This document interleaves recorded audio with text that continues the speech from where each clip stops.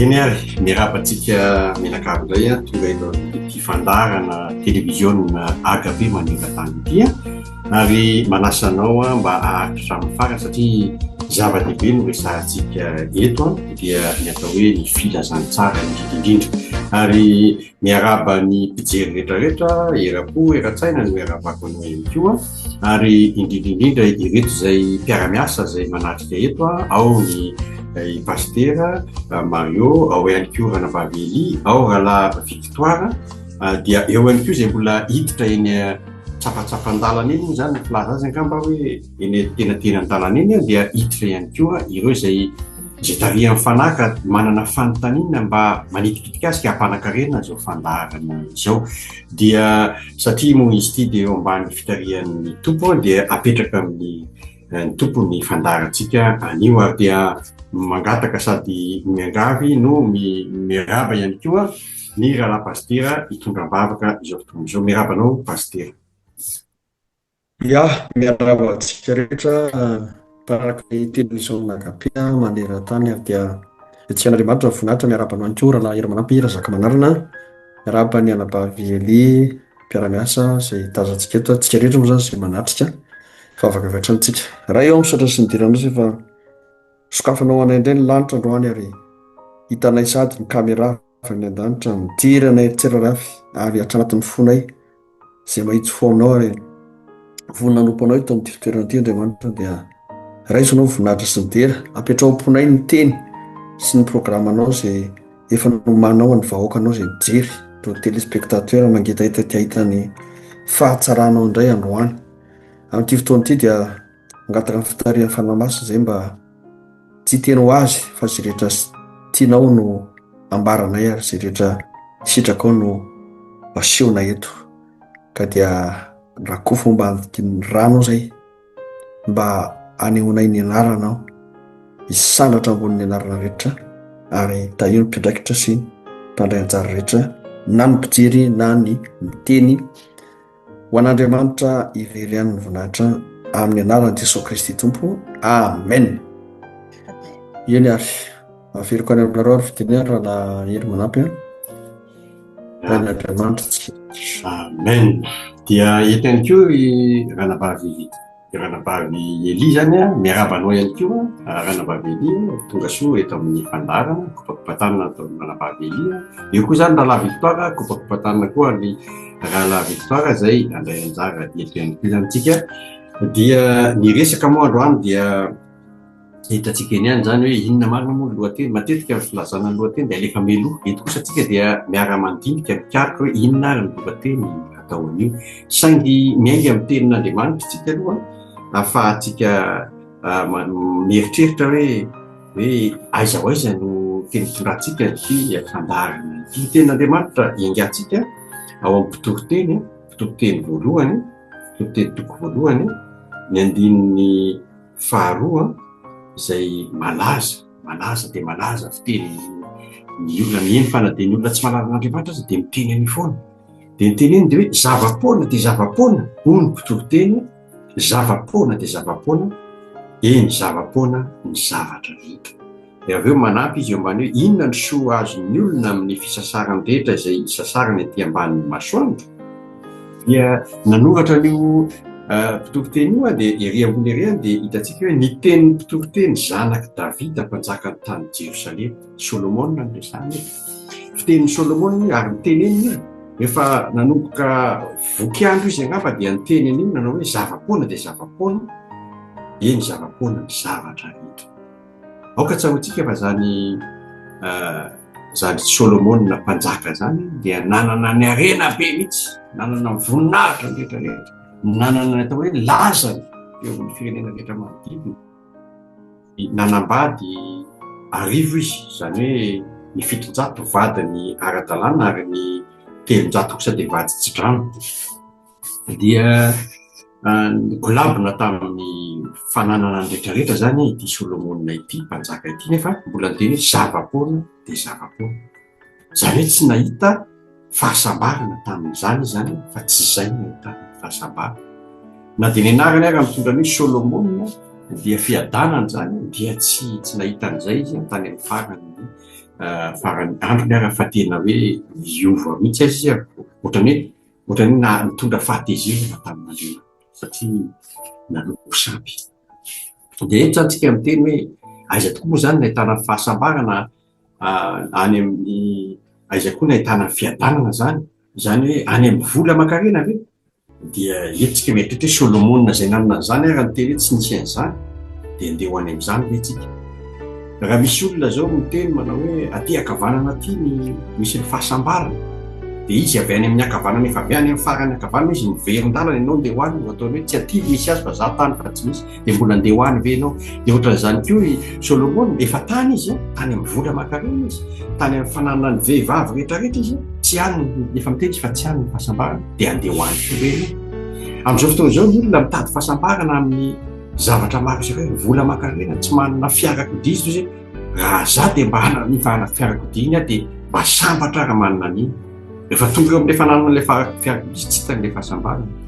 Aveo izy mitady zavatra be ilay tsy mety afa-po raha olombelona. Raha izaho mmpanan-karena hozy izy dia hozy izy hoe tena sambatra. Rehefa tonga eo fanana-karena izy feno fahasaranana be ny lohany, tsy mahasambatra azy ny fanana-karena. Firifiry tamin'ireny olona manan-karena miliardaire ireny mamono teny tsy any zany le fahasambarana. Dia misy sasany izy amontsika olombelona teny raha za zao mba tena manana an'izany kiraro zany sambatra de karohan'le kiraro de azon'le kiraro hoe tsy anaovany apriny, anaovany ray mandeha de napriny, tsy any zany le fahasambarana. Eto zany teny manao hoe tsy miankina amin'ny avy any ivelany ny fahasambarana fa miankina amin'ny ato anatiny. Raha misy olona tsy manana ny Jesosy zany de tsy ahita fahasambarana mihitsy fa izy ihany ny lalana fahamarinana ary fiainana. Zava-dehibe zany dia ny fananana an' Jesosy hatramin'ny farany, mitahiry ny finoanao hatramin'ny farany, araka ny teny koa hoe nahavita amin'ny fihazakazahana, izay ihany no mitondra fahasambarana eo amin'ny hatramin'ny farany. Ary eto ny tiana olazaina eto de hoe miteny ny tompo mihitsy moa no miteny amintsika hoe mitoriany filazantsara amin'ny olombelona rehetra. Eo amin'ny marika izy marika 2:11 ny andininy 5:12 izy dia miteny mihitsy hoe ary hoy izy taminy, hoy zany tamin'ny mpianany, mandehana any amin'izao tontolo izao ianareo filazantsara amin'ny olombelona rehetra. Mandehana hoy izy any amin'izao tontolo izao ka mitoriany filazantsara amin'ny olombelona rehetra. Olombelona rehetra zany ao ny zazakely, ao ny zatovo, ao ny olon-dehibe, ao koa ny olona efa zokonjokony, ao ny olona antitra. Ny olombelona rehetra ireo zany no mila torianao ny filazantsara, tsy asianao ankanavana. Dia ny fitoriana ao ny sekolalahady, ny sekolalahady mitorao ny ankizy. Ny zatovo misy ny sehatra andehanan'ny zatovo amin'ny fitoriana ny filazantsara, hitoriana saky maika mihitsy ny olona ary tsara daholo zany, tsara tsisy maharatsy an'izany. Ny fiangonana dia mikaroka an'izany fatratra ary mametraka ny sehatra rehetrarehetra amin'izany. Tsara dia tena tsara zany. Dia misy keo mitora amin'ny olon-dehibe dia tsara koa fa mila fitoriana mihitsy ny olon-dehibe satria izy nitondra ny ankohonana ary mitanandraikitra eo amin'izany ankohonana izany. Mila manana an' Jesosy ny olombelona. Fa saingy indraindray adino ny olona antitra. Zay zavatra misy amin'izao fotoana izao. Ny olona antitra izay ataontsika hoe be antitra, misy ny olona antitra mandray anjara eo amin'ny fiarahamonina, tsy zay loatra no resahako fa le atao hoe be antitra. Ireo zay tsy manana anjara firy eo amin'ny fiarahamonina, efa retirety be izy na ohatra zany, efa tsy ohatran'ny adinon'ny olona, ohatran'ny ikaky fotsiny izy ny olona, ikaky. Efa everin'ny olona ilay apetraka anjorony fotsiny sisa, alefa any amin'ny EHPAD, alefa any amin'ny reny résidence reny, na apetraka sinam-panampy raha ny an-tanindrazana dia sinam-panampy dia miaraka dia ao dia efa satria ny antony le fiainana mihazakazaka dia laraky boulot dodo métro, zany hoe mihazakazaka be le fiainana, tsisy tany afa-tsy ny asa. dia zarany atao hoe ny ao tokantrano rehefa tsy araka tsofa misy mpanampy nono sy ny sasany rehefa manamanam-polo izy dia mampiasa nono dia rehefa ohatran'izay zany dia tsy araka tsony na ny fitezana misy izy dia ny antitra ve antitra zany reny dia indray adino alefany amin'ny karakaraina izy alefany any amin'ny résidence dia any fa ny mamaky azy indray tsy tratra tsony. Le olona antitra indray moa dia tsy afaka mifindra izy andeha anatona any amin'ilay fianakaviana mba hitsitika ny fianakaviana, hitsitika ny zafikely indray tsy manam-potoana sa satria efa betsaka ny atao hoe herisetra ihany koa. Matahotra izy voary koa sy voendaka feno efa tia tany manotra tia reny indray no enjehany reny mpanendaka ireny satria mora angalarina, mora anaovana herisetra. Dia manjary mahatsiaro izy tsisy fandriam-pahalemana ihany koa dia tsy samboaka. Zany ny zavatra misy dia hoe tsy afaka mandray anjara amin'ny fiarahamonina. Dia eo tsika no mipetraka amin'ny fanontaniana hoe aizara ilay fitoriana filazantsara amin'ny be antitra. Tsy tokony hitodika amin'izay kosa ve tsika satria amin'izao andro farany izao lazaina fa no mitondra nofy avy amin'Andriamanitra araka ny eo amin'ny Joela toko fahatelo ny andininy voalohany no miteny an'izay. Kanefa ny zavatra mahavariana rehefa miantitra ianao dia miena ny fitadidiana, miena daholo ny kapasite ozy ny fiteny azy angamba mazava azy, fa miena ihany koa ny ara-panahy rehefa tsy afaka mandeha miangony reny be antitra iny. Ary indraindray koa izy aza malahelo noho n'inona satria malahelo izy ohatrany atao akilabao. Rehefa atao akilabao izy dia manjary mivoto marary ny fony, manjary misy rancune, manjary misy alahelo, nefa izy ireny tsy vitany hoe miena ny fitadidiana fa miena ihany koa ny atao hoe mitanjaky ny saina, mihazazakely izy ny fitenenany rehefa miantitra dia milasa ohatran'ny zazakely. Ary rehefa aveo koa ianao dia mety ny ara-panahy iena. Hitantsika izany fa eo amin'ny Solomona rehefa antitra izy eo amin'ny fahaterany eo amin'ny mpanjaka voalohany toko faha-raika ambin'ny folo izy ny ahitana hoe rehefa antitra ny Solomona dia nanambady be da be izy dia teo izy nanoka niodina nanoko sampy. Izany hoe izy ilay niona tamin'Andriamanitra indro mivantana dia nanontanian'Andriamanitra hoe inona no angatahanao dia hoe fahendrena nisy fifandraisana mivantana teo amin'Andriamanitra, mahalala amin'Andriamanitra no rehefa antitra dia niembotra ara-panahy. Misy mpanompon'Andriamanitra maro tahaka ny malaza be zany Billy Graham zany amin'ny fitoriana ny filazantsara eran-tany. Izao izy efa antitra be niova zany hoe miena ny fahalalana izay ny manaiky ny ecumenisme indray nefa zavatra mitoeriny zany tany. Ny tiana lazaina dia mila atonona ireny be antitra ireny, mila ampidirina ao anatin'ny fandraisana anjara ny fiarahamoniny fiangonana izy ireny, mila ampiana izy ireny satria manjary rehefa any amin'ny faran'ny fiainana indray izy ve dia manjary very tahaka ny Solomona, any amin'ny faran'ny fiainana indray ve izy ve dia very. Dia izany no mametraka atao hoe fandraisana andraikitra ho antsika kristianina hoe mitohiny filazantsara amin'ny olombelona rehetra mitoko hatrany amin'ny be antitra fa izay misy adino ny baikoitofotahaka izany. Eo ngamba ny miaingana le hoe vonjeo ifanaseho ny rahalahy Victoire de Sante izy hoe vonjeo ny be antitra. Miainga sy misokatra amin'izay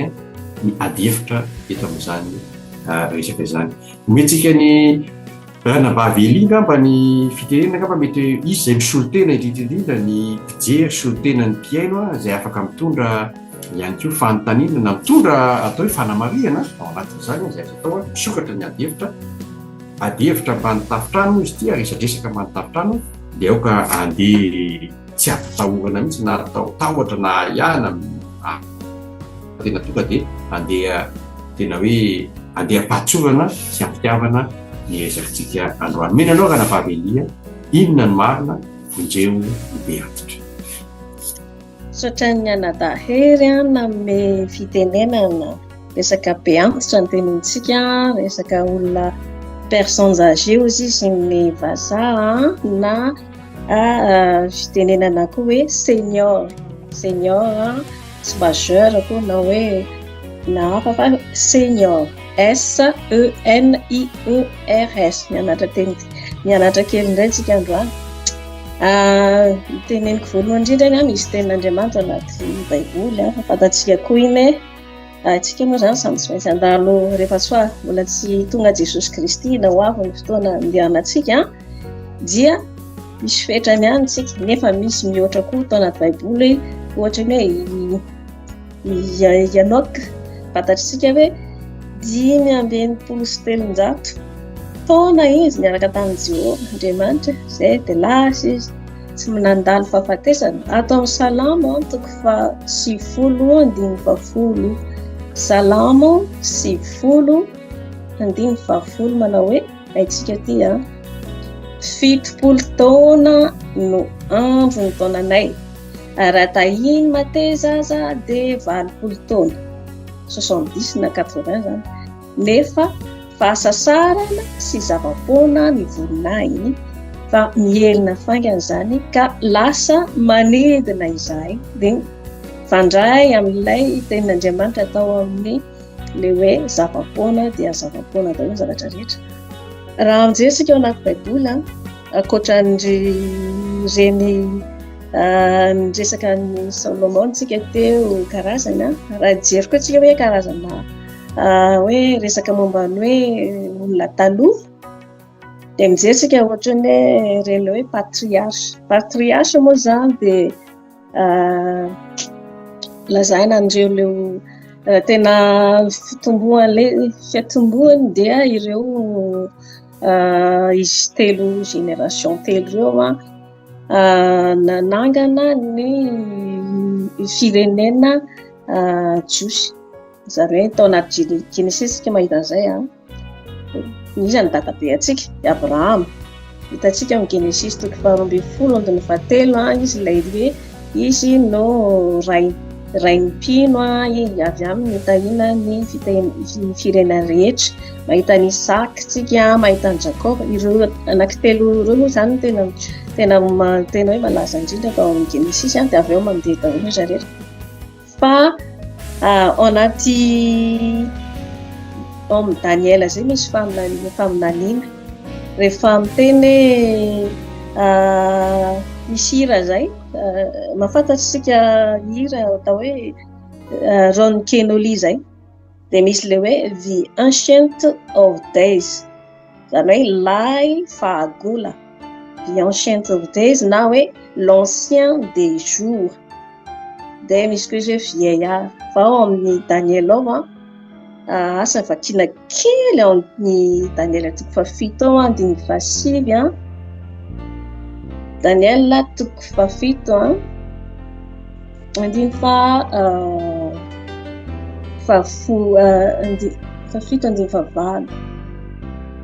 vakikelitsika fotsiny vetivety hoe iza ny tenanay lay efa ela dia efa fantatsika hoe resaka momba ny Jehovah Andriamanitra tsika dia Jesosy Kristy koa izy ilay nanao ny zavatra rehetra mbola tsisy zavatra rehetra dia efa izy zany tena antitra indrindra raha hoe resaka hoe taonantsika zany dia jerisika amin'ny Daniel 7:7 variana vakina any anaran'i Jesosy no ny afaka izany dia nahita tamin'ny fahitana tamin'ny alina ary indro ny faefatra biby mahatsiravina sady matanjaka sy mahery indrindra ary nananify vy lehibe manidina ketsika fa midina fahasivy mbola nijery ihany mandra-pametraka ny seza fiandrianana ary ny fahagola no mipetraka teo ny fitafiny dia fotsy toy ny fanala ary ny volondohany dia toy ny volon'ondry madio sady fiandrianana dia lelafo ary kodiany dia afo-rehatra. Nefa nianatra soratra masina tsika rehefa mba mahafatapatatra an'izay koa na dia mahafatapatatsika hoe resaka momba an'i Jesosy Kristy Jehovah zany rehetra izany hoe fahagola tsika hoe teny gasy manao fahagola zany tamin'ny taonjato fa zao tamin'ny andro fahagola tsy nijanona ela be amin'izay tsika fa resaka teny vocabulaire ny teny antsika eto fa Andriamanitra ny tena indrindra eto dia mahatsiaro kely hoe hoe fotsifotsy ny volony, volombava sy zavatra hoe zavatra mazava be, misy zavatra madio fa masinana be dia be. Eto miteny kely ny fitenenako manafatra kely amin'le manao sarisary reny. Tenin'Andriamanitra moa dia miteny ao amin'ny Exode 2 toko 12:14 hoe nisy an'le olona manao sarisarin-javatra reny. Tsy maintsy tenenina moa zany zavatra zany satria manimba ny voninahitran'Andriamanitra. Itsika dia samy tsisy nahita n'Andriamanitra ary mbola hitan'i Jesosy Kristy isika indray andro any fa efa tenenina ao amin'ny Exode 12:14 hoe aza manao sarisarin-javatra na sarotra iankofana na zavatra hoe andehanao sarisarina be volombava, lava volo, ohatra zao zany le Jesosy dia andohalika sy iankofaka ao anatrehana hivavaka amin'iny dia misy karazana sary be dia be mihitsy dia iza le tena le samy manana ny sarisariny daholo na zavatra tahe io atao iankofana. Zavatra kely tenenina kely fotsiny izay fa averina amin'le hoe be antitra, tsy voatery hoe be antitra dia tsy maintsy lava volo be koa na be lava volo be. Fa ny tiana tenenina eo verina kely isika amin'le hoe be antitra. Resaka ny be antitra dia olona nanana expérience be amin'ny fiainana zany, toy na tratra taona lehibe zany, misy hoe longévité zany, lava be mihitsy ny taona miainany satria nitahin'Andriamanitra izy. Misy koa mieritreritra hoe noho ny fiezahany sy ny fahalalany dia velona be izy, manao exercice be izy, na misy 90 ans dia mbola manao acrobatie ihany le mama be iny satria mieritreritra izy fa mbola matanjaka be. Misy tenin'Andriamanitra anankiray zaraina kely amin'ilay momba ny fanajana an'ireny olon-dehibe ireny, reny olona akaikin'ilay boky andro, akaikin'ilay fotoana fandehanana zany dia navita be ny inspiration an'izy ireny, nanana fahendrena izy ireny. Tao anaty baiboly tao dia ireo ry Abrahama sy rehetrarehetra Isaka sy ny tenentsika teo dia nizara ny fahalalana sy ny fahendreny tamin'ny taranaka izay mampatonga antsika hatramin'izao mbola nitahiana satria nandova ny zavatra rehetrarehetra niainantsika izay ny anarantsika ny soratra masina. Raha tsy nisy andry zareo tsika dia tsy namba mifantatra ninina hoe ahoana zany lalana an-danitra zany na ahoana zany. Be dia be zany zavatra napetraky ny reny ao anaty baiboly reny na ny ray aman-drenitsika ny dadabe sy bebentsika reny. Dia misy mba reconnaissance, mba misy hoe fanajana an'izy ireny, izay zany mba atao amin'izy ireny hoe mena fanohanana, fanajana, mba henona kely ny teny, ny mananatra, misy arany hoe anganonganon'ny dadabe sy bebe, misy fianarana anatin'ireny. Ao amin'ny Levitika toko 7:10, andiny 2:30, Levitikos toko 7:10 32 latsiny. Raha teny vazana nday anazy dia tenentsika teny gasy kosa fa misy mazava tsaratsara mihitsy izy ato hoe atranao zany misy resaka fahalalam-pomba ao anatin'izany, zava-viva, fahalalam-pomba lehibe indrindra. Izy hoe zavatra ara-panala izy sy zavatra fiainana andavanandro. Izay koa moa tsika ao anaty baiboly dia fiainana anaty baiboly dia fiainana andavanandro mifandray tsara mihitsy. Izy hoe raha miteny vazaha aloha izy verset anankiroa nalaiko hoe tu te lèveras devant les cheveux blancs, tu honoreras le vieillard, tu craindras ton Dieu, je suis le Seigneur, Yahweh, Jéhovah. Verset anankiray izy hoe lève-toi devant la personne âgée, traite-la avec considération, montre par ton comportement que tu me respectes, je suis le Seigneur. Dikan'izany dia mitsangana raha eo anaty fotsy volo ianao ka manaja ny tavany antim-panahy ary matahora an'Andriamanitra izao no Jehovah. Dikan'izany hoe matory ny olo ireny mbola toerana misy anazy tratrantotra efa nahita fiainana izy, nahita zavatra vita be izy tao amin'ny fiainana, mety misy fahoriana, mety misy fifaliana, fa fianarana ho an'ny taranaka dia mila fanajana izy ireny satria ny zavatra tena hoe tena ao anatin'izany dia hoe noho ny fahatahorana an'Andriamanitra raha ianao tsy hoe miankohaka, tsy hoe manao révérence, tsy le manao an'izay manao izao hoe révérence, tsisy hoe miankohaka dia aza mahafanao koa le hoe miankohaka eo anatrehany olombelona fa tsy tian'Andriamanitra ho Andriamanitra ihany ny ankofana. Raha isaorana ianao dia isaotra ianao, raha noroka anazy ianao dia manoroka, raha tsy tianao manoroka ny tavany dia mifamihana, izay no tena hoe mifamihana, fifankatiavana ny lalahy sy rahavavy mifamihana tahaka ny Jakoba sy Esau amin'ny fifaliana dia nitsangana eo anaty trano fotsy volo izany tsy tena hoe ireo olona mandroso taona rehefa le osaosa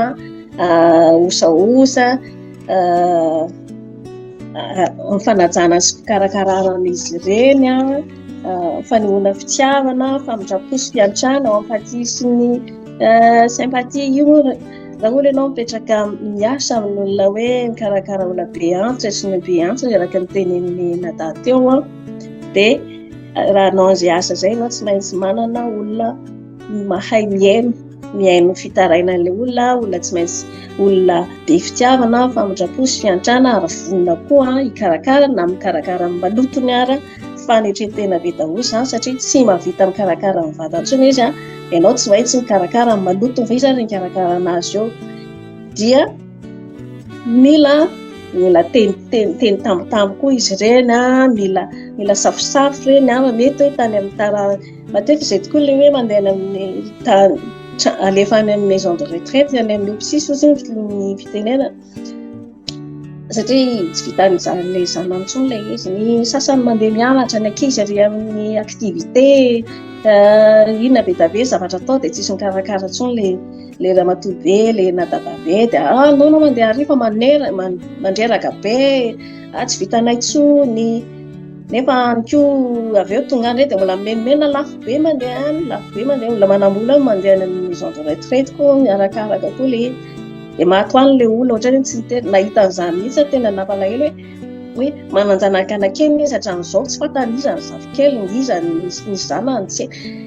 nampalahelo. Dia sasany moa dia maty ho azy, tsisy mpamangy, tsisy ninina fa noho ny fahatahorana an'i Jehovah dia mba vangina kely ireny mba antsoina telefona mba manontany vaovao misy fa fifaliana aminazy na hoe mamangy kely misy izany moa zany fa fanerasera be amin'olona karazana antitra misy fianakaviana misy olona dia amin'ny maha kristianina dia mamangy dia mampahery. Ny tena koa moa kamboty mbola vao 17 taona dia efa maty ny mamako izany, raha velona amin'ny mamako izany dia efa 20 taona izy dia nanjara lasa tia olon-dehibe izany, lasa tia an'ireny olona mandrosondroso taona ireny satria mirapirape izany le hoe za tsy mba nanana mama nikarakaraina dia mba mirapirape hoe alefako any amin'ny olona indray izany ilay fitiavana sy fikarakarana amin'ny fitiavana sy fanaitretena. Misy havana fianakavian'ny vadiko teny mamangy anazy sy mamangy foana sady mitory filazantsara amin'izy ireny dia tsy maintsy tenenina koa ianao rehefa mamangy an'izy ireny ianao tsy maintsy mitory filazantsara ianao préparena izy rehefa andeha amin'ny ty tany ty ianao miala amin'ity tany ty ianao aiza ny alehanao aiza ohatra hoe tsy mahalala n'Andriamanitra aloha izy dia ampianarina mivavaka tenena tsikelikely hoe tsy maintsy hiala daholo tsika tsy raray avy misy olona efa izany dia misy misangisanga ny sasany tsika tout le monde va au paradis tout le monde va au paradis izy le ramatoa izay fa maty izy ny afaka ny kelikely ny fa ny tena hoe manana ary tsika izany fa misy olona miteniteny foana raha tsy mahafantatra an'Andriamanitra dia ampahafantarina anazy hoe rehefa miala eto ianao dia ho aiza ny alehanao. Ny sasany teny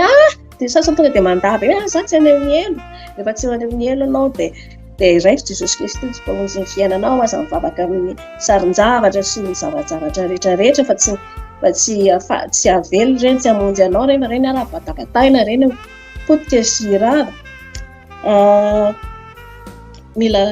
mila fanetretena miaraka amin'ireny reny mila consacré fotoana mihitsy koa zany mandovolo mameza azona atao tsy manambory ianao dia mahavitana kely zavatra amenakanjo kely vitanina kely zavajavatra kely voankazo vitanina kely souvenir kely mba mahafalifaly anazy indrindra fa zaraina te soratra marina zaraina verset zarana baiboly mba vakiny raha maino baiboly izy fa mety lehibe izy raha hoe efa zato efa ely-dehibe izy olo-dehibe izy tsy mety sy mahay mamaky teny loatra fa efa manao loko be ny solomaso nao zany tsipitsipihanao kely atao couleur le verset le tena manaipaitra be le tena le any reny fa tsy maintsy misy efe reny le miasako farany teo maty le rangana raha moa zany fa efa nanizingizina be le vatiny io koa ve dia hivavaka io ate foana ate io tsy mino an'izany ama tsy maintsy mitovy lazantsaviny ianao tiany Jesosy ianao dia tian'Andriamanitra tiany koa izy za moa nampaheran'le lehilahy fa tena anaty tomobila zany mitovy lazantsara tsy fantatra tsy ahitan'le rangatsiny satria efa hiditra amin'ny tala izy dia ho faty izay le izy satria na voan'ny concert izy dia efa iva médastage zany dia tena antsiky le lehilahy tena izany sanandro miteny aminy misy fiainana tsara lavitra mba miaraka amin'Andriamanitra dia izy moa anao dia mitsiky foana izy isaky ny tenin'Andriamanitra aminy mampahery anazy mandrakariva dia efa miteny hoe mila mivonona mila mifamela herika alohan'ny andana ny raha matoka fa teny anke rehefa andeha miala eto dia efa vonona izy miteny fa natsekoana ny amin'ny heritaona raha mbola misy an'izany amin'ny heritaona zany tamin'izay firotaona lasa efa mbola velona somatsara izy dia tena hoe no ny fahasoavan'Andriamanitra mbola mahavelona somatsara anao dia izay ampaherezina foana zany ahitsy koa miten'olona miteniteny ireny satria anaty mety hoe misy rehetra ohatra hoe tsy ampy fitiavana dia miteniteny foana dia ahitsy izy hoe misy an'i Jesosy Kristy tianao ampianarina anazy hoe misy fiainana tsara lavitra na fiainana mandrakizay zany fa tsy ary koa efa tenenina hoe rehefa tonga le fotoana dia le fotoana tsy maintsy andeha fa vonona ve tena vonona hoe aizany direction-nao tsy mahafantatra daholo ny olona rehetra hoe misy karazana direction any amin'ny heno mahafantatra daholo olona presque mahafantatra an'izany daholo fa tsy hoe mampitahotra anazy fa atao mitandriny ianao koa tsy maintsy zahin'Andriamanitra toetra ianao amin'izay zavatra teneninao hoe mba tsy ho tratra an'le hoe ahidin'Andriamanitra aminahako amin'ny olona ny rahan'iny olona satria ianao tsy mitovy lazantsara tamin'ireny olona tsy na hoe ampianarina izy hoe mba mamela herika fa tsisy fiainana mihoatra an'izany tsisy rehefa raha hoe olona satria hitantsika misy olona tena hoe anatin'ny alohan'ny fahafatesany tena mijalijaly mihitsy satria ratsy tarehy be mihitsy izy satria tena misy rehetra tsy hita hoe ngidy anaty teo brisement zany tamin'ny fahafatesany ny endriny mihitsy tena voa brisement ty olo ty tena nahita avako mihitsy za tsy nahita anazy telefona dia nampahery anazy ny journa fahatesany miantso anazy za tsy afaka nandeha tava za miasa kosinako dia maty izy za mitadavina alohan'ny nafahatesany za mitadavina bakoly ahoana andehanako azy zany ampiasana ny any hopitaly tsy afaka mandeha any fona ho anazy zany ty dia zany karazana situation hitako zany dia tiako tena hoe ny etan'ny olona hoe be antitra sy ny olona marary sy ny olona sembana sy ny ankizy kely dia atao ohatrany hoe misy kilasy mitovitovy ngamba nampatonga le hoe bebe le tsy haiko inona nampatonga le hoe bebe lasa bebe ny anaran'le mamabe satria hoe miaina ny heriny zany dia lasa miverina ohatran'ny zazakely ny anaram-panarina ny vatana moa zany amin'ny fitiny kely le teniko tsika zany mila mamineo fitiavana an'ireny beantsika io satria tsika tsy maintsy andalo amin'izany koa tenin'Andriamanitra farany hoe fantatsika iny hoe tsy maintsy andalo zavatra tsika zany na roviana na firy taona tenin'Andriamanitra afatra farany nataon'Andriamanitra hoe tenin'Andriamanitra hoe haitsika daholo izy iny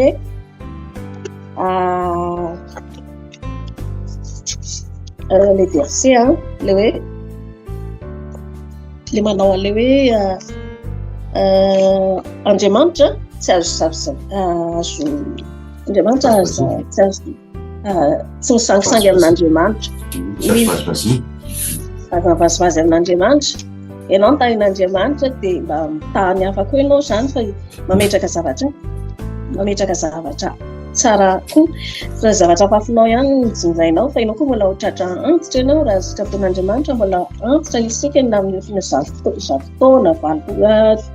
zareo tao reo patriarcha reo salama rafana reo salama be reo tahin'Andriamanitra dia nahatratra an'izany 200 taona 300 taona zany tsy an'izao taona zao tsisy an'izany satria olona efa nararary vokatry ny zavatra hohanina sy ny lasa nararary tension inona tsy nahatratra be antitra zany so raha misy io zao dia efa misy efa 10 taona 110 ans sy ny ohatra zany fa ny tenin'Andriamanitra hoe les versets teo ne vous trompez pas raha teny frantsay teniko anakola izy dia ataoko teny gasy avy eo comme Galates 6:7 oui. Ne vous y trompez pas, on ne se moque pas de Dieu. L'homme récoltera ce qu'il aura semé. Ne vous égarez pas, on ne se moque pas de Dieu. Ce qu'un homme aura semé, c'est aussi ce qu'il moissonnera. Aza mety fitaina ianareo Andriamanitra tsy azo vazaziana fa izay afafin'ny olona ihany no jinjaina ohatrany lasa miteny amin'le teny gasy le hoe zay ratsy atao ihany no velona aminao raha ianao zay tenin'Andriamanitra hoe zaro ny lalana tokony alehany zazaka ary mandrapatonga fotsibolina ozy izy dia iny ny lalana alehany rehefa lasa dadabezy izy dia tena any amin'ny fiainana mandrakizay dia lasa teny génération vovonjy daholo voataha daholo na firenena rehetrarehetra fa raha tsy nitaizana hatramin'ny mbola kely efa tsy nahazo fitiavana hatramin'ny mbola kely le olona be antitra izy dia lasa mampalahelo be mihitsy kizitina be izy indray mamono izy indray masika be aminao nefa ianao raha mba hikarakara anazy dia izay fotsiny ny anjara teneniko hoe hotratrantitra daholo tsika tsy voaraha iaby dia hotratrantitra daholo dia tandremy ihany fiainantsika zany fa mbola andalo antitra daholo tsika rehetrarehetra iny Jesosy daholo izay sotramarana vaky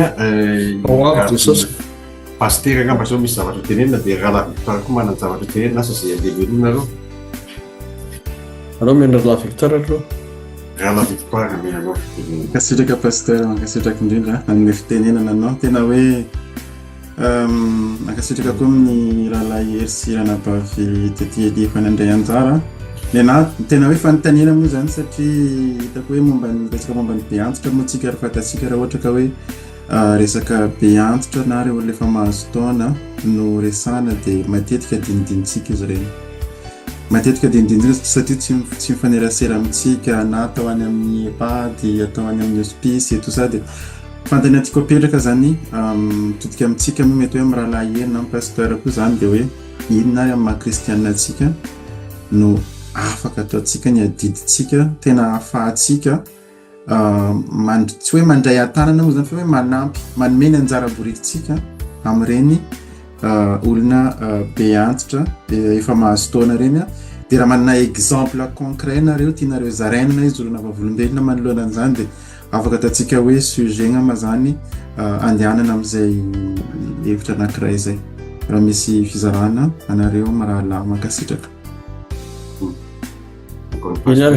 Rombako ngamba ny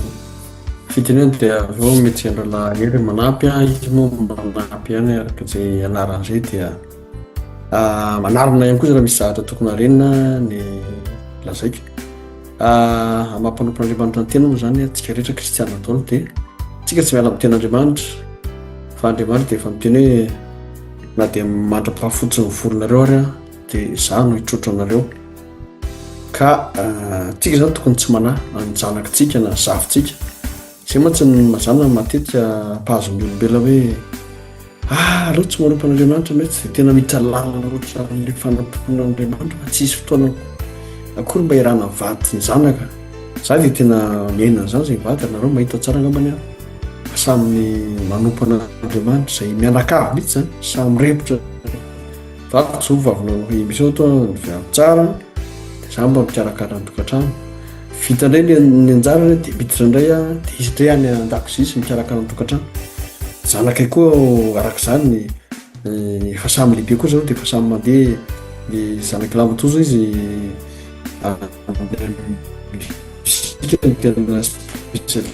zay na ny fanantrano dia milalao clavier gitara dia any izy indray tsy moditrano fa matory namany any tena manao répétition fo zay ari dia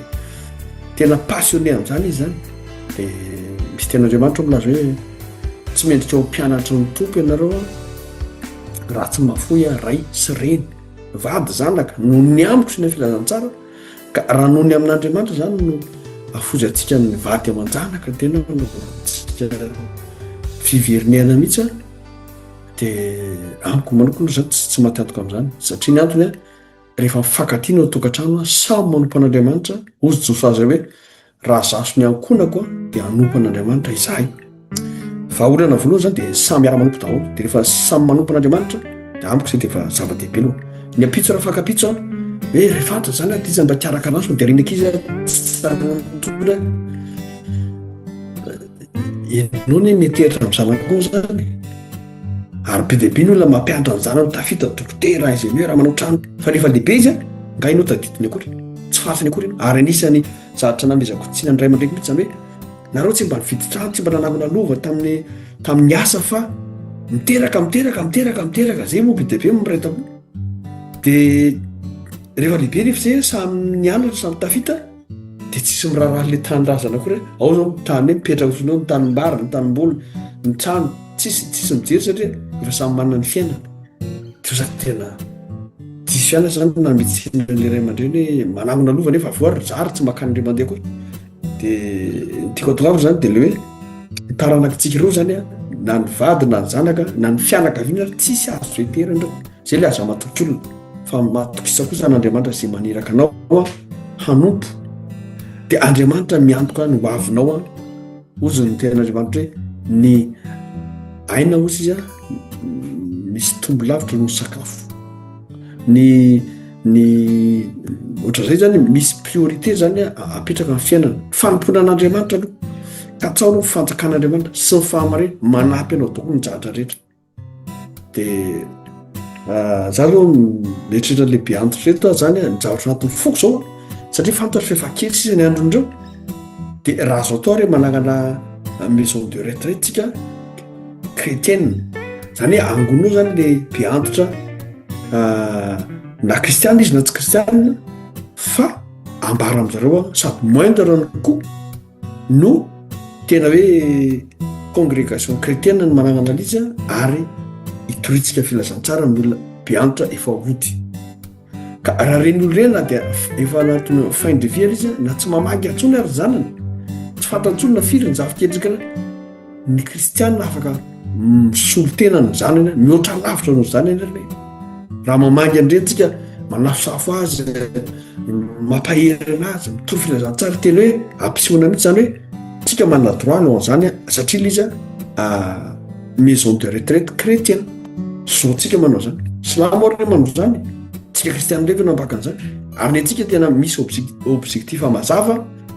hitory an Jesosy any amin'ny beantitra alohan'ny hafatesana ka na tsy ahitany zanantsony ary izy mba mahita lalana isorana izy ary manana fanantenana fa ho any amin'Andriamanitra. Raha ho aho moa ny zanany mba mangy azy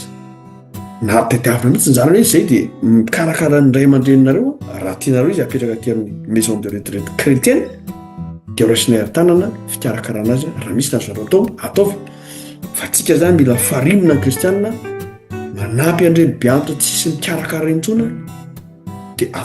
atolotsika Jesosy ny fiainana mivavaka ho atsika ananany fanantenana fa ny eto an-tany tsisy zatra lasa intsona eto na tsika izao ary tsy tokony anatenan'izanizy ny ady efa zany dia efa apetrako ny anina ny zanako ary za tsy manantenan'ireo mihitsy ary tsy mety ehatra amin'ny zanako indray andro rehefa antitra dia zareo dia hamangy sy hikarakarana non za raha mbola velona koa raha mbola misy saina sy vatana za hanompo an'Andriamanitra za tsy maniry no antitra mihitsy za tena hoe tanora lalandava ary hanompo an'Andriamanitra za tena manantena hoe hitsena Jesosy ny amin'ny ranolanitra amin'izao heriko sy tanjaka zao taka Mosesy hoe 20 taona nienana sady tsy pana ny masony tsy niena ny hery zany hoe tena ain'Andriamanitra zany manafy hery anao fa zay miandra ny Jehovah izy amaranako azy dia taka ny voromahery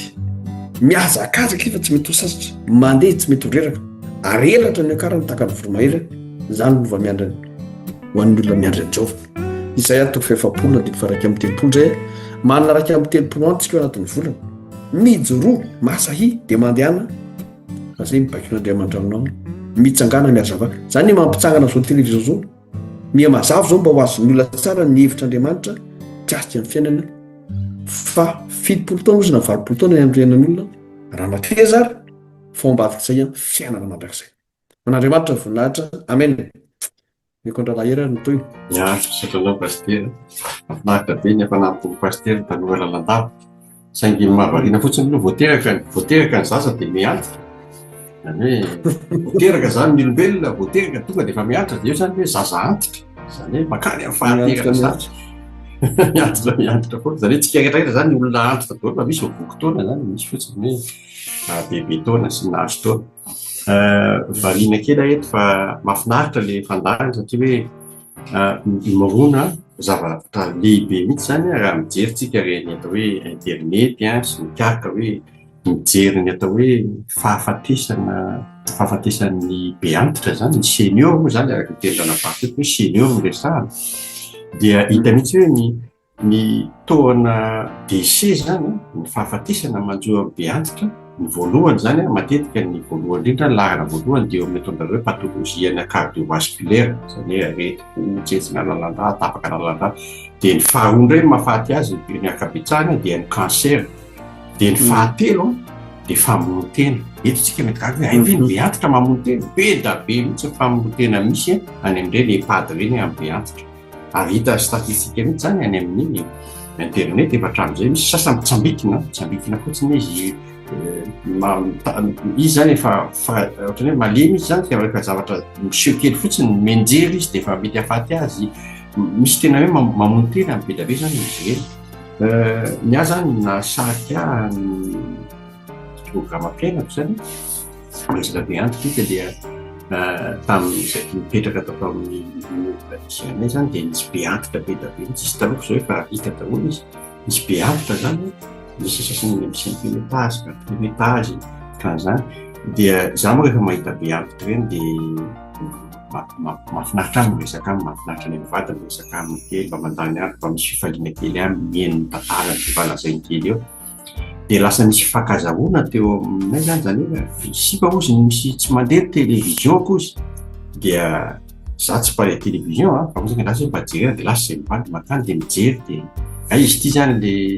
le pile télécommande fotsiny kitiatao dia navadina izy moa tonga dia miteny za tsy mikitika ninona dia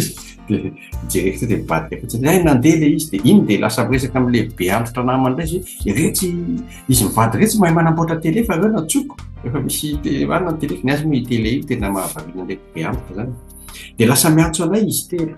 fa liby miantso anay foana ny sasany a nitsoaka amin'ny prise dia voatsokany dia ny sasany programa na verina fotsiny zany izy zany tsy panao tele fa lasa iny zany ny sehatra afatarako anazy araka ny teny pastera teo hoe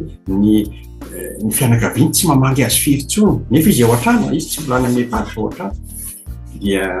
ny sasany ndray dia le anankiray zay ny anankiray zay sady tsy manan-janaka tsy manambady tsy manam-pianakaviana ny sisa fianakaviana farany mananany dia ny ravaviny efa maty teo vavaviny zany no tena hoe tena 70 taona izy tena izy rery mihitsy eto amin'ny tany ity zany tena izy rery tsisy fianakaviana tsisy nininona mihitsy zany manodidina azy ary tamin'ny voalohany izy zany nanambady izy zany hoe misy olona nisaka tamin'ny vady nefa niteraka dia nanambady anazy dia avy eo zanaky le rangahy io nitezainy tao dia rehefa avy eo maty le rangahy dia lasa koa reto zanany reto niala tao zany dia lasa narin'ireo zanany reo tsy zany ny antony mahatonga an'izay hoe tsy fankazamina tamin'le zanavadiny tsy fantako fa tsy dirantsika izy fa lasa olona tokana zany olona io ramatoa io dia makao aminy zany rehefa misy anakely tele dia reo zany nahita anazy hoe tokanteny izy hoe tena tsisy n'izay izy dia mamangy azy zay tsy indraindray dia menimenina be foana izy hoe zaho izy efa teo faty dia ozy zay hoe André no anarany ramatoa izy André no anarany ianao André tsy mandeha maty zany ianao tsy maty zany ianao raha tsy mandray an'i Jesosy izy zany tamin'ny voalohany tsy mino an'i Jesosy izy tsy mino an'Andriamanitra dia entinay ambavaka foana izy io dia makao foana dia resana Jesosy tsy kelikely eo izy dia mena kely baivony kely reny dia resana Jesosy tsy kelikely mena araka ny teny ny baivony aiza mamelo mafy loatra ny antom-panahy fa anariko ny ray aman-dreny izy io ao amin'ny Timothée voalohany ko fahadimy misy any voalohany dia izay zavatra zany ny ohatrany hoe aentina hitovitovina anazy tsy kelikely dia tena hoe tsy mino izy tena aty fa nandritra ny 9 taona zay mivezivezy eo aminy foana fa tena lasa mino izy mino an'i Jesosy izy zay zany efa miteny ianao nge tsy mandeha any mihitsy zay ohatra fiteny ianao tsy mandeha any fahafatesany zany ianao raha tsy mandray an'i Jesosy dia lasa farany izy resaky mirava zany resaky ny avy mamangy azy zay eo amin'ny 10 minitra dia zarina izy miara-mifandray tanana zay teny mianaka dia mivavaka tamin'ny voalohany izy mieno aloha fotsiny fa avy izy manomboka mikipy dia nanomboka mivavaka izy rehefa farafarany Jesosy alay voa zany teneny dia mamaky an'ny trésor quotidien reny izy dia mamaky baibouly dia manomboka dia zay zavatra zay zany tena hoe ny fifaliana teo aminay fa tamin'izy maty dia tsotra be nahafaty azy fa saingy zao izy tsy manam-pianakaviana tsisy nandevina azy afa-tsy izay mivady dia ny infirmierany dia namany raha farantotra anankiray zay no nandevina tany fa tena ny fifaliana tao anatin'izy dia hoe niala tamin'ny ately olona ay tonga mihitsy amin'ny finoanan'i Jesosy miantso an'i Jesosy Jesosy alay zay aloha dia efa zava-dehibe zay aloha dia niteraka tao anatinay izay zavatra hoe areto be antitra reto zany dia tena mila fampalalana an'i Jesosy misy lehibe antitra sasany moa zany maty tao alohany reo ny namany reo maty teo alohany sasany reo nanana havana ihany fa reo dia mitoriana daholo dia apetraka amin'ny tompony sasany nalefa ny havany tany amin'ny maison de retraite lavitra be teto amin'ny eo fa mbola nandehanana mivady tany tamin'ny farafarany mbola mba tsy diany tany mbola ohatr'izay tiana resahana ao anatin'izany dia hoe mila mandinika sy natao hoe mikatsaka ny olana ohatran'izany tsika olana zay iverina ohatrany hoe tsisy dikany fa tena olana be goavana satria be antitra be da be no melasa miverin-dalana ihany koa raha mitongo filazana tsara matetika eny an-dalana dia rehefa be antitra ny resahako tonga dia mandazy za tsy mino an'izany nefa olona mpino izy taloha fa lasa soeny izy tafiditra ao anatiny ataon'zareo hoe sentiment d'isolement misy an'izay eo amin'ny zareo ary zay zavatra zay mahatsiaro izany atokatokany fiarahamonina dia ny zavatra tena tokony midoniana tantara kely anankiray no tiako resahana ohatra tantara fotsiny hoe misy afo mirehitra hono tao amin'ny ala anankiray tsy afo dia fatapatatra hono tantara afo mirehitra be zany dia afo dia nandositra daholo reto biby rehetrarehetra tao an'ala na ny liona na ny tigre na ny elefanta na keo amin'ny lay laka dia misy rano zany ny laka nakeo daholo dia ny afo mirehitra zany dia misy vorona tsintsina kely nandray rano kely izy eo amin'le laka de lasa izy mamono an'le afo be de alefa ny kely gotika vezivezy foana izy de le elefanta indray no miteny anazy io fa ianao ve adala ianao ve de ahafantan'ny afo de ozy izy hoe tsy zany adala fa ianao ozy izy rehefa ianao zany manana le ohatry pompier be makarany be nareo ny adala ozy izy fa za manao ny anjara mandao ny anjara fotsiny izany hoe raha ny tsirairay avy manao ny anjarany dia na ny afo aza mety ho faty fa raha tsy manao ny anjarany dia hiasa foana fotsiny le olona mampalahelo zany fa isika rehetra zany rehefa samy tonga saina manao ny anjarantsika ny tenin'i Jesosy teo manao hoe mitohy ny filazantsara amin'ny olombelona rehetra tsy ny kizy tsy ny olon-dehibe tsy ny tanora ihany fa ny be antitra mba handeha zahay na zay banga rehetra dia ho feno tanteraka ilay hoe olombelona rehetra tohina ny filazantsara eo voalazantsika tany voalohany teo fa tsy ny fahasambarana dia azo avy amin'ny ity ivelany fa avy ao anaty raha nandray an'i Jesosy ianao dia ho azonao fahasambarana sy fifidianana dia mba mila manana an'izay koa mila manana ny anjaran'izay koa ny be antitra dia samy manezaka ny anjara britiny zany ny tsirairay avy za manokana moa zany anjara fa retirety afa rehefa fitako fa retirety zao indray zany vao nietrehitra hoe inana anjara tsaroko tampoka zay dia nanangana indray zany andeha hijery be antitra dia hijery ny be antitra dia hitondranao fitaterana ho an'ny be antitra dia misaotra n'Andriamanitra fa nangataka fionana tamin'ny adjoint maire zany nametraka ny programako dia tafiditra tao anatina forum anankiray dia tafiditra tao anatin'ny forum hoe mieux vivre à domicile dia gaga ianao inona raha fitaterana dira fitaterana amin'izany ny fitaterana amin'izany dia ahafahan'le be antitra mivoaka dia nataoko tamin'izay zany hoe ABS zany hoe au bonheur des seniors dia ny ao an-tsaiko amin'le au bonheur des seniors hitohiko ny filazantsara zany hoe rehefa mikaroka zany ahoana sery hitohiko ny filazantsara an'ireo satria ireo be antitra ireo be da be eo amin'ny arrondissement misy anao be da be eo amin'ny faritra misy anao fa aiza no ahitana azy dia ny ahitana azy any amin'ireny association reny zany hoe miditra amin'ny association anao miantso an'ireny olom-boafidy reny ianao reny adjoint reny dia hoe isa mendraikitra ny be antitra dia miditra tamin'izay azy zany dia nandroatako izy dia hoe zao ny programako ABS au bonheur des seniors zany hoe manana mérité amin'ny bonheur encore eo izy mieritreritra an'le hoe za miresaka an'le hoe isolement sentiment d'isolement fa izaho ao anatiko ao hitohina ny filazantsara zany hoe le tena vrai bonheur zany le tena fahasambarana ny tena tatsako dia mitory ny filazantsara araka ny tenin'ny tompo hoe mitohy ny filazantsara amin'ny olombelona rehetra fa za teo amin'ny asako dia mahavita mizara baiboly foana ary mahavita miresaka amin'ny be antitra sy mizara baiboly amin'ireny be antitra reny foana dia notohizako le izy hoe andeha ranangana orinasa kely fa atao amin'ny fitaterana kanefa iny fitaterana iny dia hikatsaka tsy tady be antitra eny an-dalana fa ny be antitra efa voangony ny zao tontolo zao no hidiranao andehana any amin'izao tontolo zao sy ny tompo inona n'izao tontolo zao ny association efa manangona azy fa ianao miditra anatin'ireny inona anjaranao ianao zany mampitohy ny fitaterana eo dia ny amin'le fampitohizana fitaterana ianao ny ampisehonao no mahafahazavana sy fanasy ny tany ianao ary eo ny zaranao moramora amin'ny pahalemena ny atao hoe filazantsara izay ny anjara briky n'ilay tsintsina kely iza zao zay resika ohatrany hoe ilay volona kely tsintsina kely karaha ny namantsika sasany izay elefanta be ny elefanta be io zao ny zarantsika io zao misy an'io io zao ny adjoint maire na fiditra nefa zaty io fitaterana io ny ahafahana mitatitra ny be antitra zany hoe eto zany dia aseho mihitsy hoe tena azo atao tsara mihitsy ny mikaroka mangataka ny tompo ary tsindrin'ny tompo tao am-poko foana zay zavatra zay zany asa dia tanteraka tsy mbola zao andeharo atao io zany tsy resaka araka ny teniny hoe Solomon teo hoe entreprise ka mampiditra vola be tsy ny vola mihitsy le izy fa aiza misehatra ahafahanao manararoatra ahafahanao makasika an'ilay be antitra tanao zao io ABS au bonheur des seniors dia zay zavatra zay no voizina satria eto amin'izao tontolo zao dia izay no anjara briky ahafahana mikitika azy ahafahana mitory ny filazantsara dia hoe vonjeo ny be antitra amin'ny fomba hoana amin'ny fomba izay iainanao tadavo fa tsy atao resaka fotsiny izy ity fa atao mina mihitsy hoe inona ny sehatra misy ahoana ny fahako mifanantona amin'izy ireo dia andeha ary ho atao izay ny mitory ny filazantsara amin'ny kizy efa any amin'ny sekoly alady efa misy mitory ny filazana amin'ny olon-dehibe efa misy ao ao amin'ny am-piangonana eny an-dalana mitory ny olona sy ny karazany fa aiza kosa hitorinan'ireto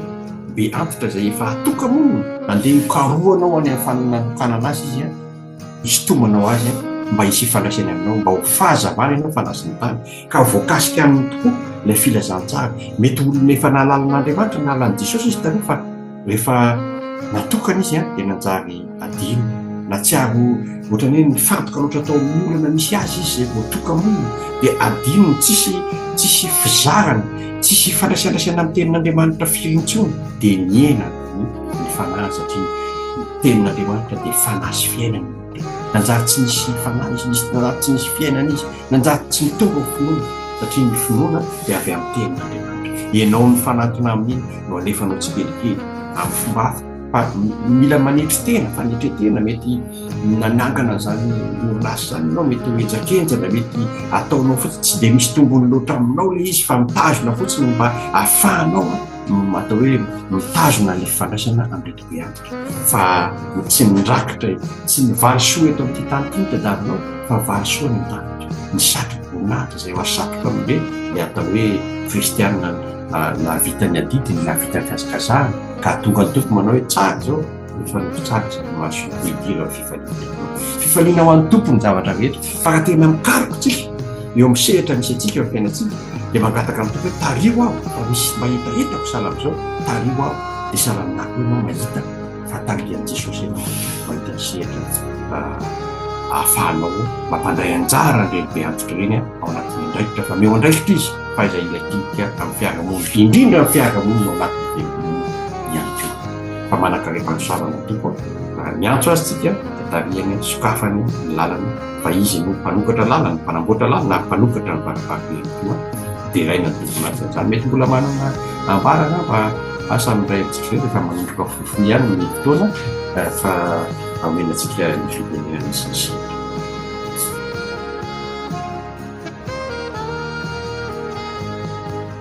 asa mbola manafanampiny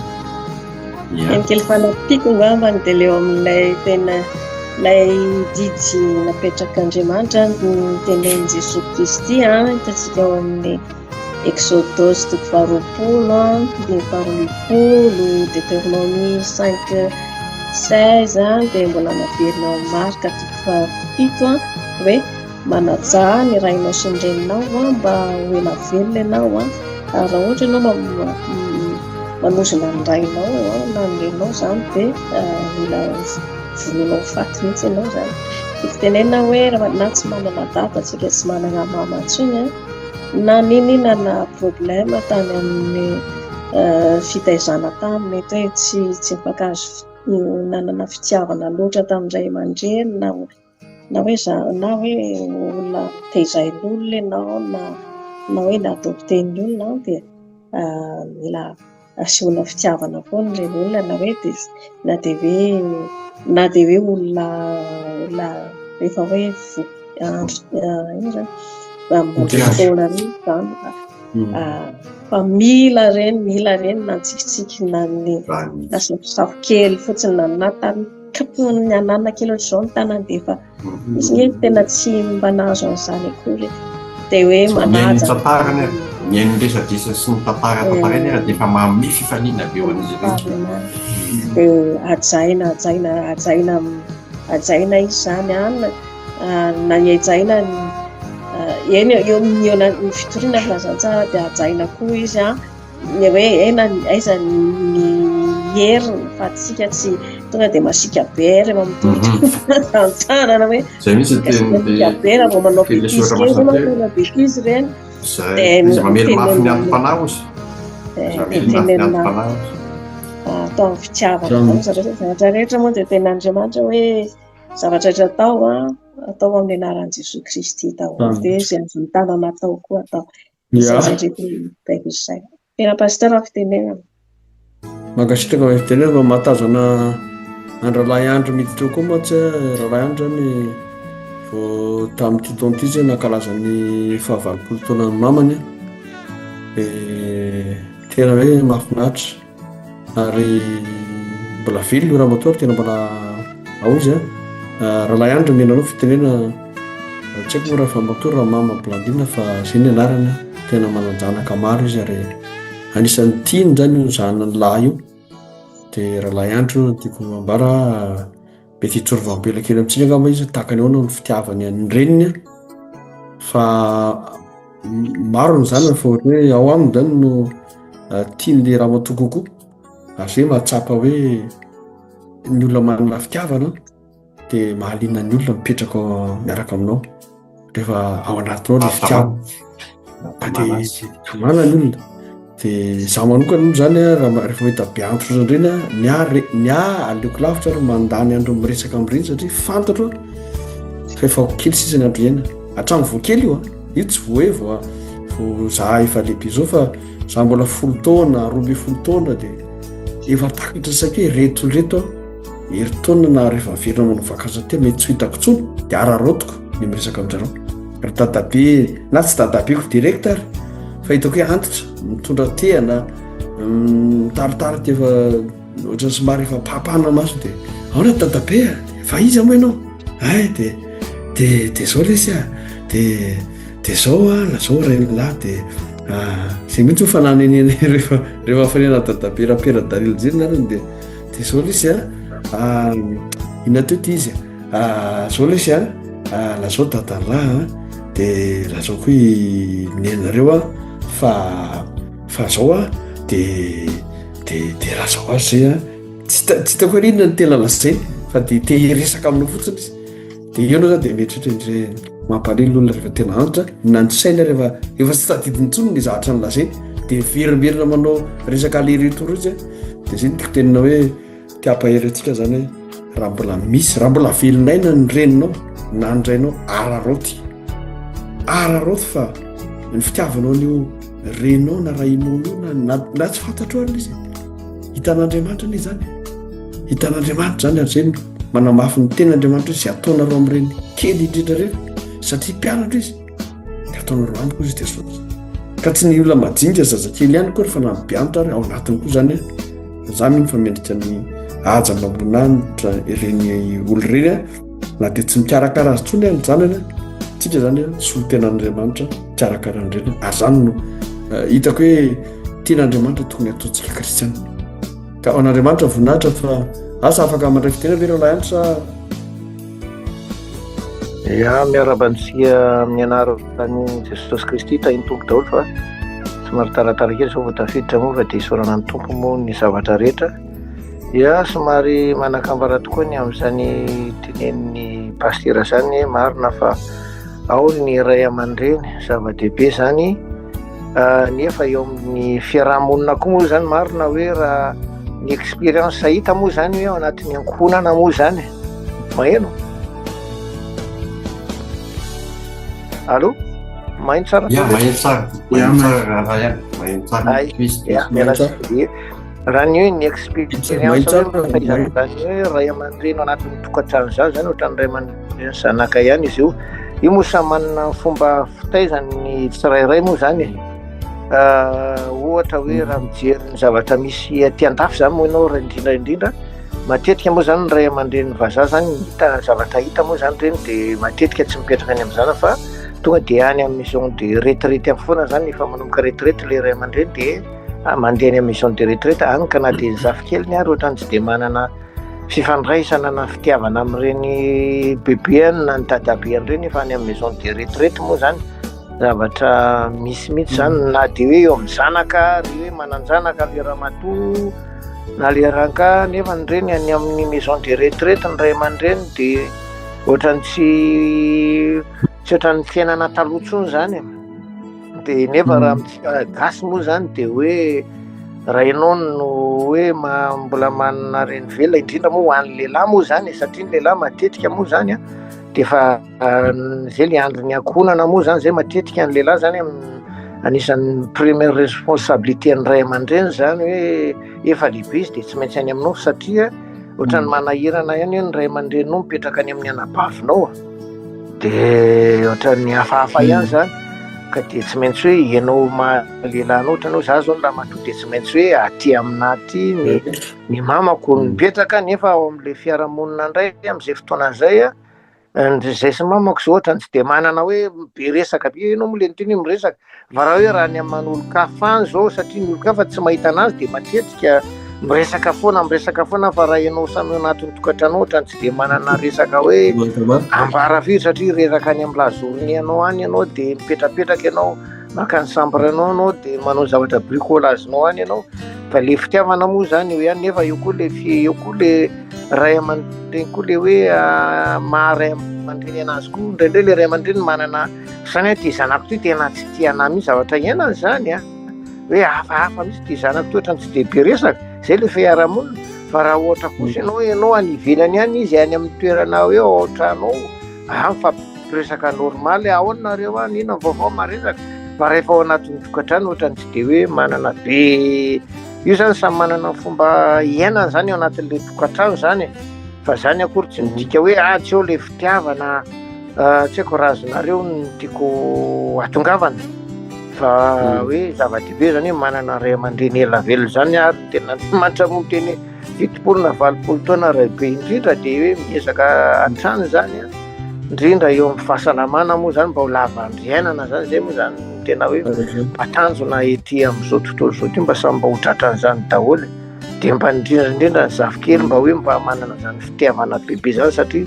besaka ny zafikely amin'izao ohatrany tsy de manana fitiavana an'izany bebe zany navazay na sonoana karaha ny zavatra matetika zavatra hita amin'izao fiainan'izao moa zany zay angamba aloha ny anjara-pitenenana kely sy maharaisina kely aloha ny amin'iny fa manakambara eo raha ohatra ka makasitraka raha lahandra ely ary efa mamaraparina fotoana koa moa tsika amin'izao fotoana izao ino fa efa eto am-pamarana antsika raha la hery manampy sara ampavy lia menanareo menada fitenenana eto am-pamarana azy tapitra ny fotoana so misy manana fitenenana farany efa lavy fotoara de farany tsy fitenenana fotoana na mpijiry antsoso dia mba misy ametraka fanontaniana torovam-belona za misalasala fa tsika manakavy ty mba ndre fitenenana kely io menanao a anjara soa mandre fitenenana makasitraka mahafinaritra be ny fandaharana tena hoe mahafinaritra satria nandray zavatra tsy napoiziko le fandarana momba ny be antitra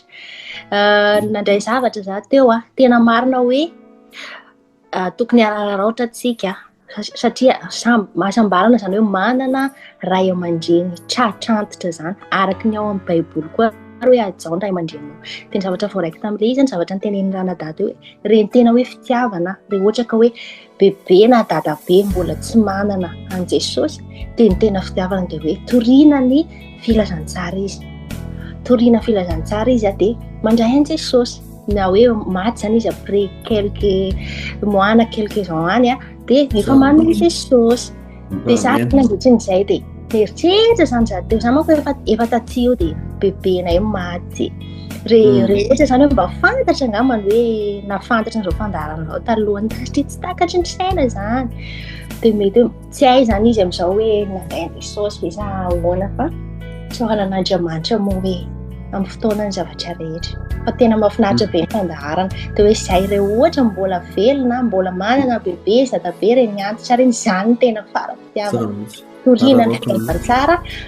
mandray an Jesosy izy fa tsy hoe sanatria hoe rehefa maty izy zay vao hoe andeha avadika araky ny resaka tsika tandroany iny fa tsy hoe rehefa maty zay dia hoe andeha ho any am-pifandraisana anaty voninkazo fa hoe izy vao velona zao toriana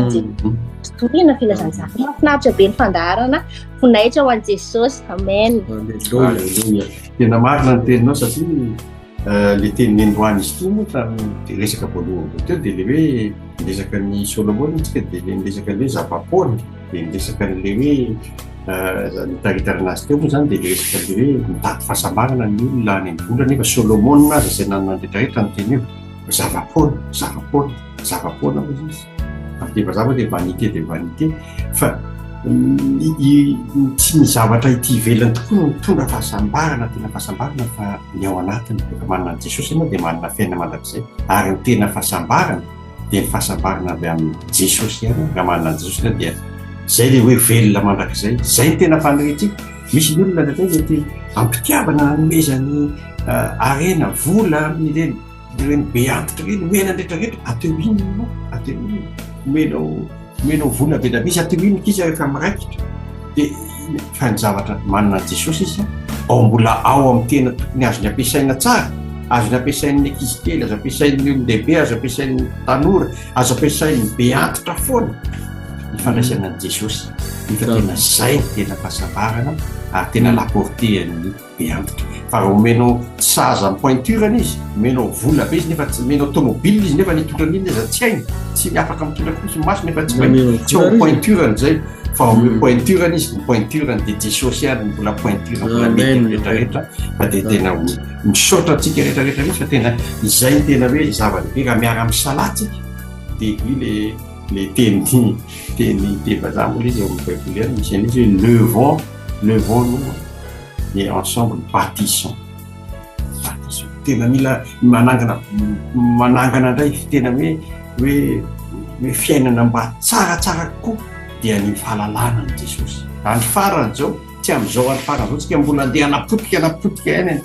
ty fiainana zao fiainana zao fa andeha hatsaraina amin'ny fampahafantarana ny Jesosy. Zay zany tena tokony farany tena azakazaka tokony ataontsika dia mampiazakazaka ny hafa ihany koa mba hafantatra ny Jesosy. Zava-dehibe zany tena zava-dehibe zany fa inona moa ny fiainana ty raha mandalo fotsiny tsika eto fa inona mba empreinte napetratsika eto tsisy afa-tsy ny empreinte ny Jesosy ihany izy napetratsika eto ny maharitra mandrakizay fa andalo ny zavatra rehetra fa ny teny kosa izy dia aritra efa ny tenin'Andriamanitra ny zarainao indrindra ny be antitra manana fomba fizaranao azy ianao satria izy reny efa miantitra dia ohatry zazakely ny fisainana amin'ny fomba malefadefaka no hanomezanao azy fa tsy voatery hoe torotely be mampiasa ny sainy tsy takan'iraiky io fa dia tena tary fotsiny izy andray an' Jesosy tary moramora ampitiavana izy ary findresahana navavy ary findresahany ny pastera teo ampitiavana mety misy resadresaka miainao azy kely dia amin'ny alalan'le resaka enona azy iny mafalifaly izy enona ny tantarany dia amin'indray ny ampidirana kely an' Jesosy dia mitaraina aminao izy dia ampidiry kely indray ny resaka Jesosy dia ampidiry foana iverimberinao antohany Jesosy dia mifarana izy rehefa vaty dia mahatsiaro an' Jesosy. Indreko efa maty moa indreko fa nandalo tatia elabe tsy nahita azy nandalo tatia dafy izy dia mandeha fa dikiko tsara izy tamin'izay fotoana izay nandalo izy dia rehefa nandalo taty izy ny fotoana nandalovany taty eo sady manasa vilia ko nasaiko miandry azy izy eo toriko ny filazantsara tory foana Jesosy dia mihaino izy dia mihaino azy tsy haiko mahery ahoana ny enona fa hoe hery Jesosy fa manenonena za zany tsy akajany mihitsy miteny ataoko ela be tsy le viliako vilia anankiray veriberiny indroy ny teny eo ihany manasa ny any dia mihaino azy dia raha hoe izy noditra amin'ny Madagasikara niteneny foana izy ianao aiza adilino mihitsy Jesosy fa nafa tonga amin'ny fotoana ahafatesanao atsoy Jesosy fa tena faly zany fa tamin'ny nahafatesany narary izy fa nisy fotoana izy tena hoe jovavolena navavy tena nalefaka be ny fahafatesany ary ny zavatra nahavariana fa tamin'ny andro nahafatesany izay tsy fantatra izy na nivady koa izy nandoalika be zay tsy fantatra narary nandoalika nivavaka be ohatra ny serin'ny fanamasina ny teny hoe mivavaka ho adiny indray teo zay tsy mahalala hoe izy io amin'io andro ivavahana io mihitsy ny mialany ainy io zany hoe tsy tongatonga koa le zavatra hoe fa rehefa miantitra zany mitohinao dia tsy very akory ny zavatra nafafinao fa tena misy ventiny reny aiza mieritreritra indray hoe niteneniko ny tototoiko am'izao fa eritreritra hoe ny fanamasina no mitarika anao ary ny tenin'Andriamanitra tsy miverina aminy raha tsy mahatateraka ny nanirahany no famonjena ny fanahiny zay zany tena hoe mino an'izany zany tena ary zay mahatonga mbola miazakazaka foana hatramin'izao hoe hitikatsaka ho an'ny famonjena ny be antitra eny satria fantatro raha ny teny pastera zay fa efa farany efa andro farany vitsivitsy isan'ny ainany ndeha reny ny azakazahana andeha azakazahana tsy hoe atao kilabony aho fa tsy atao kilabao koa izy fa tena atao vaindrony raharaha ny filazana mpitiavana an'izy ireny misy izy indraindray anie ny fahafantarany ianao fotsiny hoe kristianina mikarakara sy araha ty dia efa manaitra azy hoe afaka kosa fikarakarany kristianina ana misy fitiavana ny zao tontolo izao mikarakarana zay ngamba ny ela fa raha misy iteny farany dia mbola mena setra fakaparana izy teny farany mialohan'ny amakanatsika azy avavaka.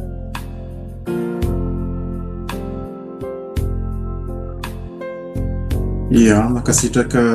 Andra lahiriny tamin'izay fanazavana zay a pasteur Tatiely sy atsika tsirairay avy nandray anjara teo a rahalahy andro anavavy anjara soa dia mamarana maraparana aminazy izay angamba atsika rahalahy hery manam-pirazaka manarina dia averina aminao ny famaranana ny émissiontsika androany makasitraka. Tsika zany makasitrakatsika nanatrika hatramin'ny farany voalohany hoe mareta hatramin'ny farany dia misaotratsika fa dia amidy zay fa nandray zavatra betsitsika ary tsy hoe zavatra farany raisitsika fa fiandohana ihany koa hery no tena hoe sotoko etsika mitodika amin'ny fitomenany filazantsara amin'ny olombelona rehetra ivavakatsika. Soatranao say tokoa no ny fitiavanao natanteraka izao fandarana izao zay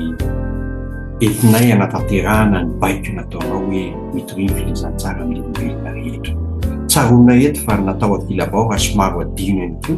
ny olony efa nahazo taona zokonjokony atao hoe tena zokony be mihitsy azy eo amin'ny fiarahamonina izay efa adino natao akilabao natao tsy hoe fananina fa no ny fiainana andavanandro dia adino izy ireny. Ankehitriny Jesosy dia miantso mifampiantso zahay izay zanako sy asany tananao no miantso andray andraikitra mba hitodika amin'ny fitomenana izy ireny mba tsy havery ny fahasambarana efa nomanao anazy efa nanomana fiainana mandrakizay ho an'izy ireny ianao fa ianao nefa nyteny toy izao toy izao nomenao ny zanakona tokana mba tsy hovery izay rehetra mino azy tsy tiana hovery ny finoana izy ireny Jesosy malala ka izay no antony hitohinay an'izy ireny amerenanay indray izay efa enina amerenana indray sy hitarianay ny sainy fa tsisy afa-tsy tompo anankiray dia ianao zany Jesosy Kristy no lalana fahamarinana ary fiainana mba tsy herikerehany tsony. Misy sasany miherikerika ho aiza tsony izy fa nandray tapidalaka le mieritreritra izy fa tokony hamono tena amin'izay izy te hamono tena izy fa mahatsiaro arin'ny olona mba hialany amin'izay fahadisom-panantenana zay mba hialany amin'izay fahakiviana zay dia mba hiverina aminy ny fanantenana fa ireto telo reto ianao mitoetra finoana fanantenana fitiavana fa ny fitiavana lehibe indrindra dia ianao Jesosy no fitiavana Andriamanitra fitiavana tianay omena an'izy ireny dia ianao tokony tiana hiasa ihany koa aminay tsirairay avy mandray ny toerana manontolo hatrany amin'ny fisainanay mba hatateraka ny nanirahanao nay mitoriny filazantsara amin'ny olombelona rehetra. Aty amin'ny firenena alavitra misy ny tanindrazanay zay ianao koa nefa nandefa hoe atao mpianatro ny firenena rehetra amin'ny tany izay misy anay Jesosy dia apetrakay mba ho tena hofanasy ny tany sy fahazavany zao tontolo izao zay Jesosy malala tsy adinonay koa ny tanindrazanay alefaso zay Jesosy amin'ny vazatany efatra satria rehefa maniraka anay ianao dia fantatra fa ianao no manokatra ny varavarana rehetra izay mandeha fotsiny mitondra ny teninao mifantsy-pitahiana ho an'ny afo zay Jesosy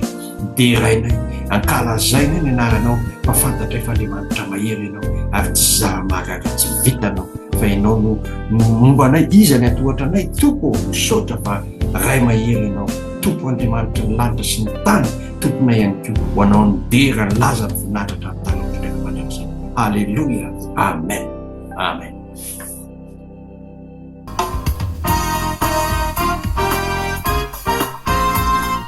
Madagascar.